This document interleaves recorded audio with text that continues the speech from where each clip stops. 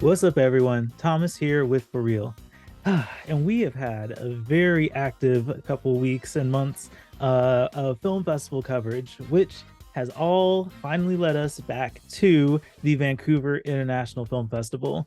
And honestly, I can't wait to talk about it. I love attending and talking about the Vancouver Film Festival. It's just always a great time.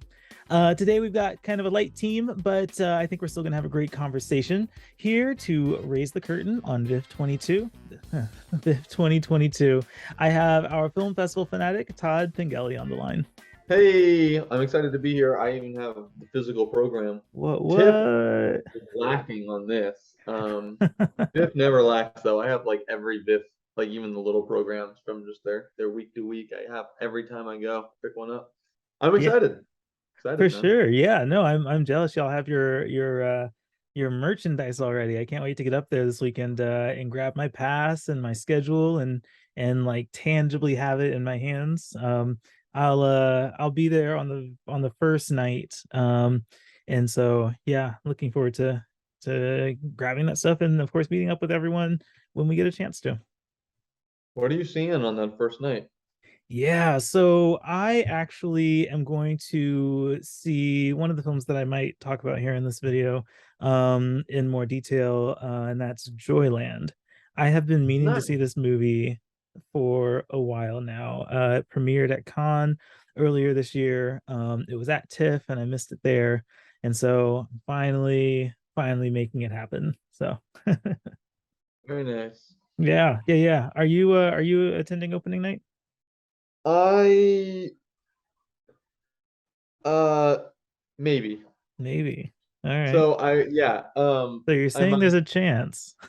I'm saying there is a chance. I might attend opening night. I might not. The see, it's funny because the things that are playing it, I either like am seeing on different days, like Bones of Crows, Right. um, or I've seen elsewhere. Yeah, so I might see, I might be there. I also might just like go and like just like kick it with people.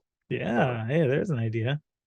I mean, we'll have to connect with the rest of the PNW crew and see who else is going to be there opening night and try to arrange something if that's possible.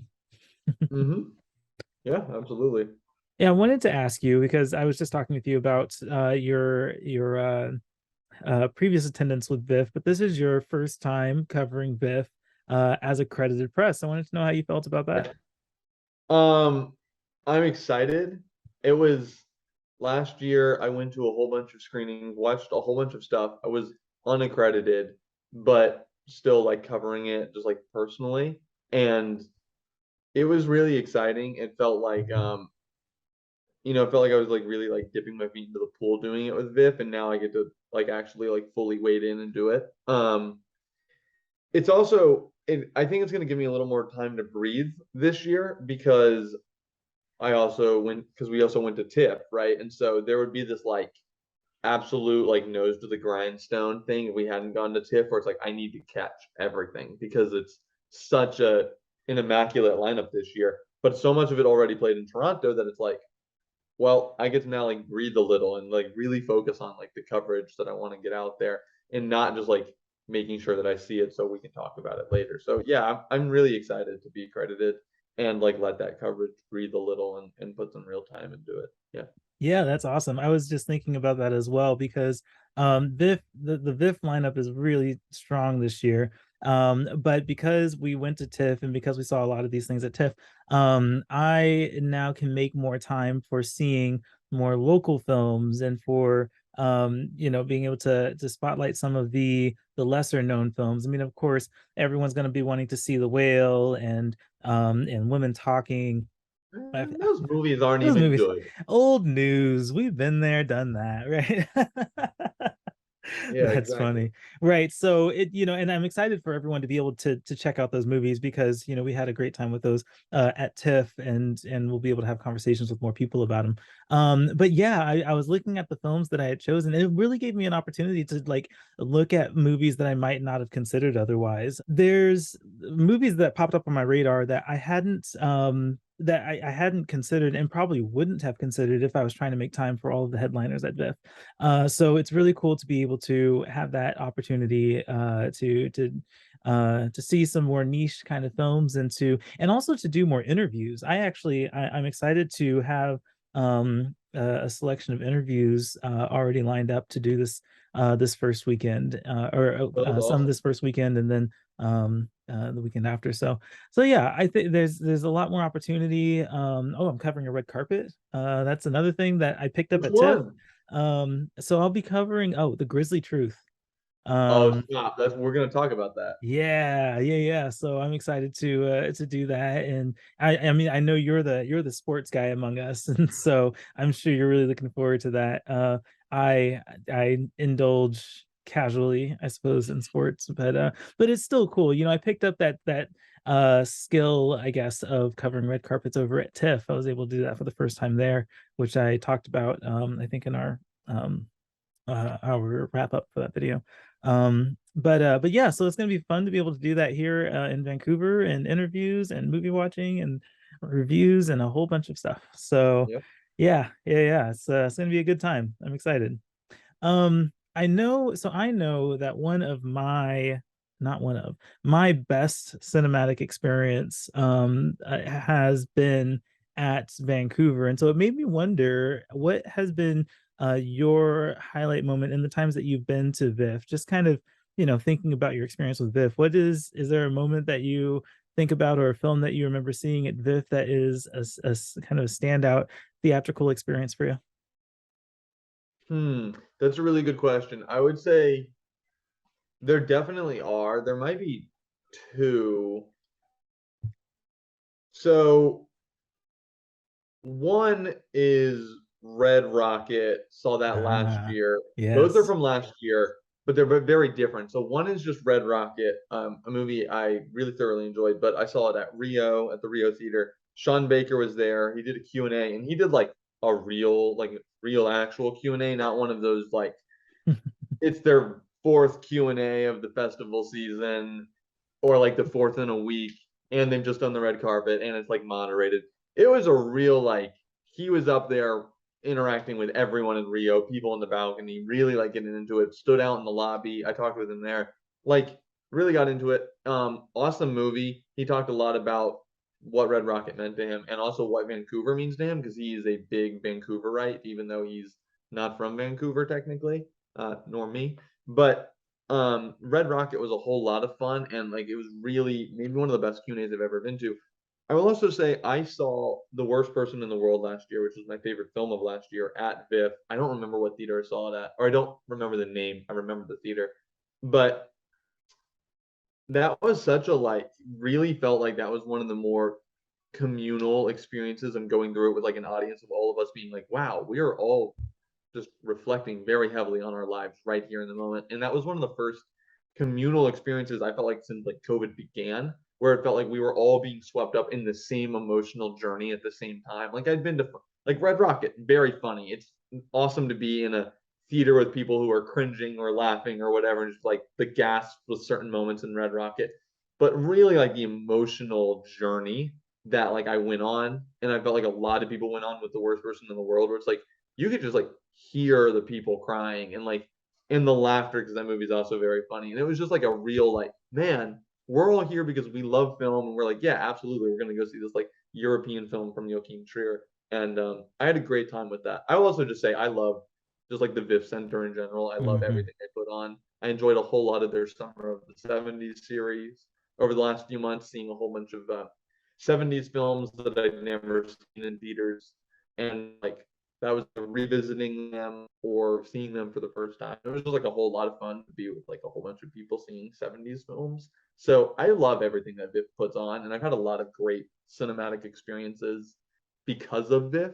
Um, and so yeah, I'm hyped for more of that this year. Hmm. I And I feel think so. a lot of people are going to get it with the lineup they have this year. There's a lot of people that are going to be experiencing like the whale for the first time in a Yeah. crowd that's packed in Vancouver, and they will never forget it, just as we will never forget seeing it for the first time in Toronto. Yeah. Oh, absolutely. And I think that's it's so cool that VIFF really does such a great job of programming both during the festival and outside of the festival, like you're mentioning, like VIFF year round. Yeah, they do really interesting things to keep to keep that cinematic experience something worth coming out for, not just with new releases, but limited releases or special series like what you're talking about. We are so fortunate to have VIFF around. We are. Very cool, very cool. Let's talk about a couple films playing at VIFF that we are excited about. Kind of like I mentioned, there are some movies that I'd like to highlight that aren't quite special presentations, but still things that I think are worth seeing. And actually, I'm pretty sure all three of mine played at TIFF, and I couldn't get to them at TIFF. So yeah, we'll start with you. What's the movie you want to talk about that's screening at VIFF Um, that you want to see? well, if we'll talk about, let's say, like three each, then, so then I can actually choose some. I'm gonna go with HUSERA first. This was a film that Taylor Baker and I both shouted out on our Fantasia uh, curtain raiser video, I believe. This is a film we both wanted to see. Was not made available to either of us, I believe, and is now and didn't play TIFF, but it's now playing VIFF, and it's playing in their altered states section. This is a horror movie from, I believe, Mexico, and it's, from what I've heard, it's like a real like body horror, but also says a lot about like um women and like their reproductive rights. And I have heard nothing but great stuff about this, and looked really interesting, which is why we mentioned it in our Fantasia opener. And then it played at Fantasia and was, very heavily praised. And so now I'm just like, oh, awesome. I get to see it. I don't get to see it from a screener. I get to go see it in a theater with a crowd in the middle of the night. I'm super excited for that one because good horror is always better to experience with more people. And like, just I'm hyped for it. I'm excited to see that one. Yeah, you know what? Sarah is also on my list of things to see. I do have a ticket for it. I'm pretty sure I'm seeing it at the Rio. And I mean, how cool to catch this horror film at the Rio instead of as a Yeah. screener. Like Are you seeing it on? Do you know what date you're seeing it? Because I also have a ticket. I am seeing it on Saturday the 8th at 9 Oh, p.m. bless up. We're gonna see it together. That's what's up. Yes. Yeah, Yeah, I'm really excited for this one. that's pretty cool. Awesome. Yeah, so it's certainly on my radar. I think Baker also pointed it out to me during Fantasia, and like you said, it wasn't available, but now we get to experience for the first time in theaters. So Yeah. Oh man, yeah. I'm hyped. Now I'm even more hyped for it. I would have made it like number one if I known we were doing it together. Good horror Yes. is great. That's awesome for sure. 1 second. What about you? Oh, okay. Well, Yeah, one. I have to do this. I need to figure out this timer thing. I'm not sure what's going on with it, but I'm not going to worry too much about it on this one. I just want to crank this video out. He said, "What about you?" All right. Yeah, I'm I can do it again. Ready? Boop, boop. Yeah. What about you? Yeah, so I'm gonna jump back to the film that I mentioned earlier before we got started, and that's the film called Joyland, directed by Saeem Sakid or Sadiq, I think is how you pronounce his name. This one has been on my radar for a while because it won the Uncertain Regard award at Cannes. And I also, like, right after it won that award, I was able to talk with one of the producers of the film, Oliver Ridge, for his film Corner Office, but obviously Joyland came up in that conversation as well. And so it was really cool connecting with him virtually during I think it was Tribeca that we talked about his films, and then I got to run into Oliver at TIFF because Joyland played at the Toronto Film Festival. So yeah, I think there's kind of some personal connection to this movie, but also it sounds kind of interesting. I have this short synopsis here. It says, as the happily patriarchal Rana family craves for the birth of a baby boy, the youngest of the Rana men secretly joins an erotic dance theater and finds himself falling for a fiercely ambitious trans starlet. Their impossible love story slowly illuminates an entire Rana family desire for a sexual rebellion. It seems pretty interesting. And again, it's an award winner at Cannes, so that is pretty strong. It played at TIFF. It certainly has a lot going for it, and I think more than anything, I've put this movie off for so long that I'm just ready to see it, right? Like I just want to finally get to it, get to experience it, and I get to do it in a theater as well. So yeah, another one that I'm looking forward to seeing that would have been a screener otherwise, but I get to see in theaters. So yeah, Joyland. Another note here: it is playing in theaters at VIFF, but I think it's also going to VIFF Connect towards the end of the festival. Oh, So if you can't see it in theaters during the festival, you'll probably be able to catch it in if you're in Canada or BC, I think, on VIFF Connect. So I will definitely be checking that out. And that one was on my short list to get to in theaters anyway. But yeah, I would definitely be checking out on Disconnect if I don't. yeah, there you go. You have the power. I wish that I could tune into VIFF Connect, but being south of the border, yeah, You have to drive up. you know what? Don't tempt me because I would. What's another one that you have? So another one I'm going to talk about, I'm not even going to talk too much about it because anyone that also watched our TIFF wrap-up video will have heard Taylor talk about it. I'm really excited to see Until Branches Bend. This is a local Canadian, like a local like British Columbian set in the Okanagan region of BC film. And like I said, I won't get too much into it because Taylor talked a lot about it. It was one I really wanted to see at TIFF, didn't get around to it, which is hilarious because it felt like I got around to everything at TIFF. But not this one. And that was in part because I knew it was also going to play it at VIFF, and there was more of a like I would like to see this one with a Vancouver audience, and like I think there's just going to be this is going to be one of those ones where it's like you want to get there a half hour early, and I might stay a half hour after just because like I know I'll just talk to people that are also seeing this movie that are from BC and might connect more with the characters and with the like subject matter at hand with Until Branches Bend. So, and also Taylor sold me on it. It was in our top 10 for the festival. He gave it like 4.5 stars. He thought it was excellent. I trust his taste a lot, so I'm excited for that one. Yeah, Beaumont has sold me on this one as well.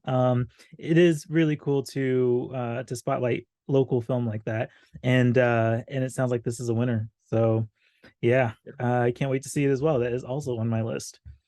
Um, yeah, I think so. Another one that I'm looking forward to getting around to, and I actually don't know a whole lot about, and I'm kind of keeping it that way intentionally. But another one that I really want to see at VIFF that had played at TIFF is called Brother. It's directed by Clement Virgo. The very short synopsis here just says two brothers facing questions of masculinity, family, race, and identity. I people who have heard me talk about movies that I like know that I'm very much interested in movies and stories about character studies and finding and understanding oneself, understanding a character more, understanding character development. And so that appeals to me. And the other thing that was really interesting that I didn't know until I did an interview at TIFF, the supervising sound editor is David McCallum, who was also the supervising sound editor for Women Talking. And so I had interviewed him for Women Talking, and then realized he also did the sound editing for Brother, and he also did the sound editing for Handmaid's Tale. So that guy had 3 projects at TIFF. Like that's Yeah, he was busy. yeah, he just I mean his career and his resume, like the projects he's worked on, is just very impressive. And so clearly I'm looking forward to publishing my article where I talked with him about Women Talking. But he's so fun to talk to, and he's so proficient and so just like avid about what he does with sound editing and how meticulous his work is. So I'm very excited to see that. In fact, we had to keep our interview to a strict timeline because he was going to the Brother screening over at TIFF. So after I heard that, I then was immediately interested in seeing Brother, and then I also just heard really great things about the movie at TIFF, and so it very quickly became a movie shortlisted for VIFF, and I'm happy that it's playing there. Yeah, that one is also on my watch list. If I'm not mistaken, Rachel Ho, who works with our friend Dakota, they Mhm. have a great podcast, or they host together a great podcast called Contra Zoom. I think she said that it had her favorite performance of TIFF. was in Wow. Brother, if I'm not mistaken. So Interesting. yeah, Okay. that was like a strong seal of approval. I was like, Yes. so the last film I'll talk about, and one that you briefly mentioned earlier for your red carpet, and one I literally could not be more, it's just absolutely made for me. It's the world premiere of a film called The Grizzly Truth, which it's not just made for me, it's also made from like my partner who is not a huge movie person, but is a massive documentary person. I look like a kindergartner compared to my partner in terms of like documentaries watched because they're just constantly watching them. So this is an excellent meeting in the middle overlap of our Venn diagram here for VIFF. So The Grizzly Truth is a world premiere at the Vancouver International Film Festival, all about uh, the Grizzlies, the NBA team that started in Vancouver and spent most of its lifetime in Memphis after being moved out of Vancouver after like 4 years. And if I'm not mistaken, the like roll call for the Grizzly Truth is like pretty impressive. It's going to feature a lot of its former players, including Steve Francis, a really big name for the Vancouver Grizzlies. And it's just I'm super excited for it. Documentary, so my partner is going to love it, and I don't have to like worry if my partner is going to like it or not. And we're gonna go. We're gonna have a great date night. I'm gonna watch basketball just before basketball season starts. It's going to be great. It gives me an excuse to wear a basketball jersey, which I'm never allowed to wear outside of the house. Just really exciting stuff in the life of Todd. It's also the only special presentation I'm going to talk about here, and that's not because I've seen most of them, but because it's so easy to talk about the special presentations. Everyone's Mm-hmm. going to talk about the whale. Everyone's going to talk about the sun, for better Mm-hmm. or worse. But this is a special presentation. It is a world premiere, but it's also obviously inherently so local. And yeah, I'm really excited for this one. I'm excited to see this one in theaters with a whole bunch of people in Mike Pippy jerseys. Yeah, it's Yeah, gonna it's be so great. interesting. So the camera call that I RSVP for, it says attendees will include director Kat Jamie, former NBA players Steve Francis, Antonio Harvey, George Lynch, and Tony Massenberg, Mm-hmm. the original Vancouver Grizzlies, the Extreme Dance Team, the mascot Grizz, announcer Al Murdoch, and more. So it sounds like a Yeah. lot of very important people. I wish I was more into sports to know the significance of that. Well, hopefully you will be after this. You'll be I like, think this wow, I'm leading the charge. We're bringing the Grizzlies back to Vancouver. hey, look, I am all about supporting local sports, right? Like for real, might just dip our toes into the sports arena. Why not? I would be with it. It'll be great because we can prepare for like 3 years from now when SIF premieres like the Supersonic Truth. Oh And my it's just like goodness. See who that now robbed that I know a little bit Seattle? about. Yeah, exactly. The PNW has been robbed of good sports teams and good basketball sports teams, especially. So, That is I very true. also I will point out that last year there was a really good basketball documentary about street ball, like Vancouver street ball, that got Hmm. really famous called Handle with Care. And it was all about the Nodic street ball crew. Hmm. So this is just like I'm trying to have a like an annual thing where I watch a basketball documentary at VIFF, and this would be the second one in a row. And I'm There like you hoping go. next year to get another. So Yeah, we yeah, just gotta. This is a call out to documentary filmmakers. Keep making these basketball documentaries so that I Todd will can watch pick them. up. I will write about them. Don't worry. Right. What's your most anticipated? You know what? So here it is. This was a late addition to the VIFF lineup, and I'm happy that it was added because this was another one that I heard great things about. In fact, at TIFF, I'm pretty sure all the screenings sold out, which is wild because one of those screenings was during Taylor Swift's appearance, and so it must be something special if like people are skipping the chance to see Taylor Swift to go see this movie. So and also I heard great things actually.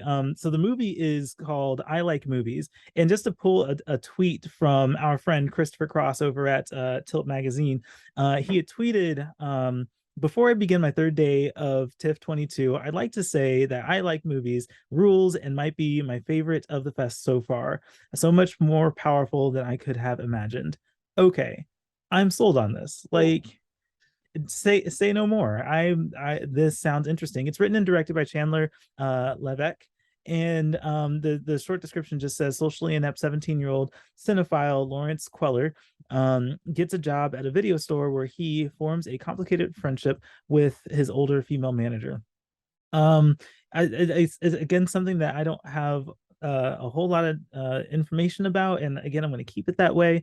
It just hearing the reviews and hearing the response to this film, seeing that it's sold out its screenings at TIFF, and it just seems to have so much good word of mouth right now. And the fact that VIFF picked it up as a last minute addition to the lineup kind of speaks volumes with how important it is that this movie is screened. So yeah, I like movies. I don't know a whole lot about it. It's a comedy drama, and it will be my last film of the festival, so I get to close VIFF with this one. So man, are we just seeing like everything together? Yeah, no, exactly. I was going to say the things I know about it are exactly that. I know it has great word of mouth. I know generally that it's about, a kid who works in a video store, and I know Mhm. that I will also be seeing it with you. It'll be my There we last, go. at least in-person screening of VIFF.